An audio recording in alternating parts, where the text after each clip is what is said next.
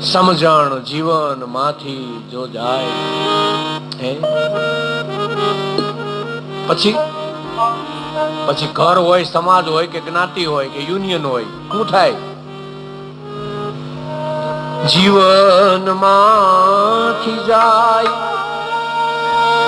આ સમજણ, જો જીવન માંથી વહી જાય તો પછી જોયા જેવી આમાં થાય, જોયા જેવી થાય એ સમજણ જીવન માંથી જાય. શાસ્ત્રોનું કામ છે સમજણ. અરે ભાઈ જોયા જેવી થાય.